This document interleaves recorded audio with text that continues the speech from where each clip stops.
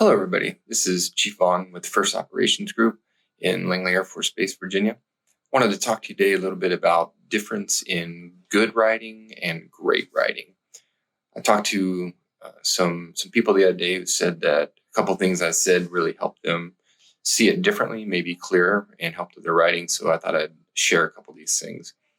So when I was a new ops group superintendent, I took a decoration to my boss. I think it was the air traffic controller decoration.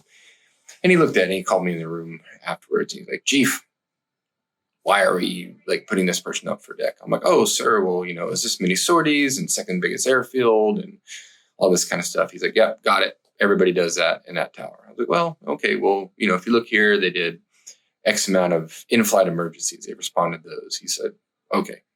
He's like, here's the deal, Chief. He's like, everything in this decoration, they were trained to do, qualified on, and they're paid to do that. Everything in there is exactly their job.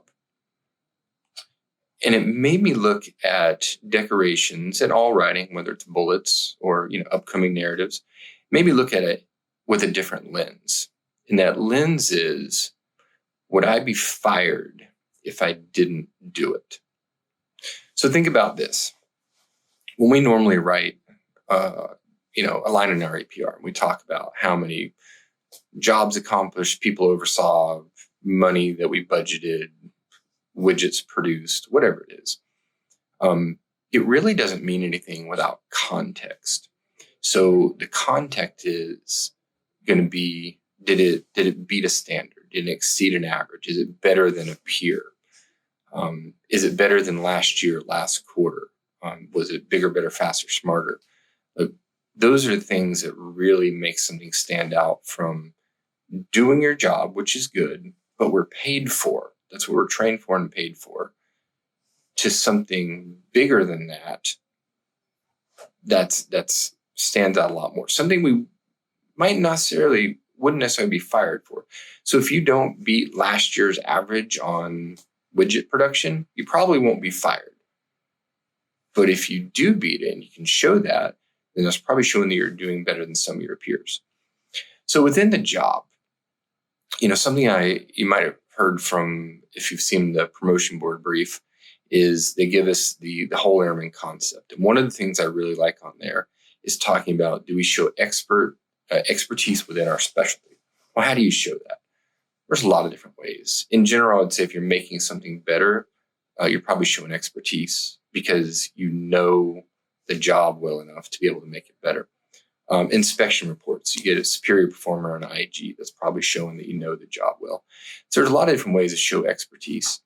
Something else to show the difference in good and great was the idea or the fix action, was it shared to other units so other people could implement it? Maybe even shared up the chain so half could take a look at it, maybe send it out across the career field. Were other AFSCs utilized, or was it just a single AFSC? Did you bring in outside help? Maybe you leverage the ARC, the reserve or guard airmen, to fix a problem in your unit. Did it fix a historical issue? Is this something that was going on for 12 months, 3 years, 10 years? Did it fix a backlog?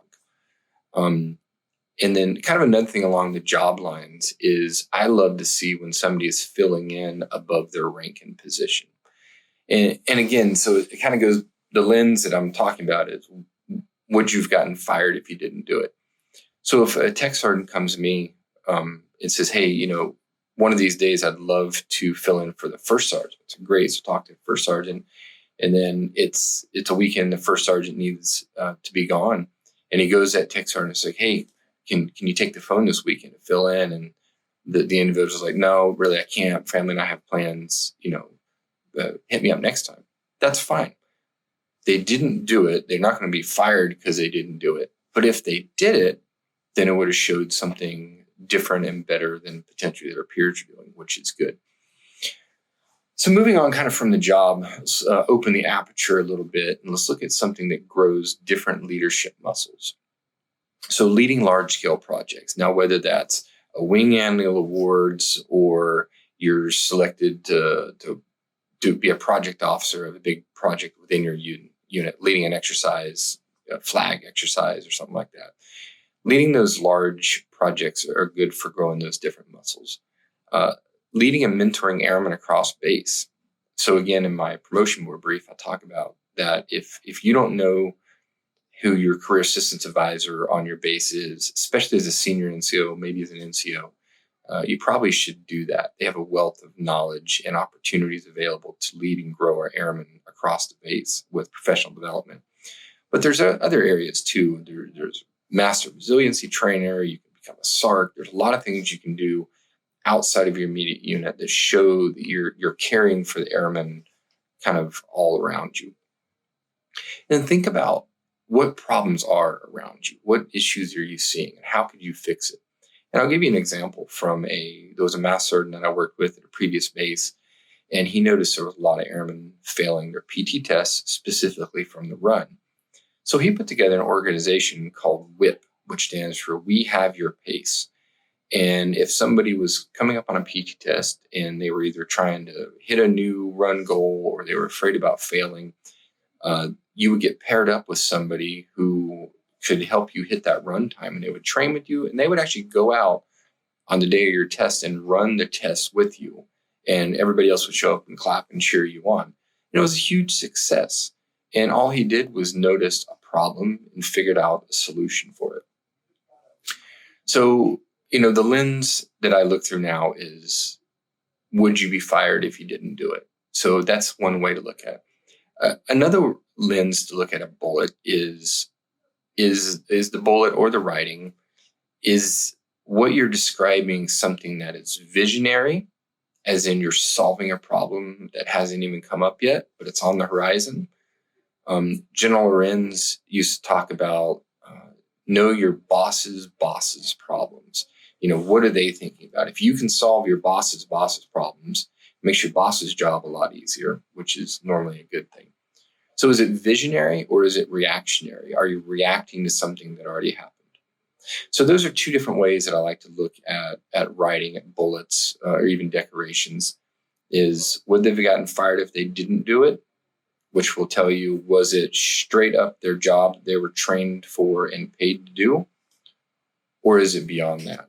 And then is it visionary or reactionary? So hope that helps you guys kind of look at some tools about how to make a bullet or some writing go from good to great. Thank you.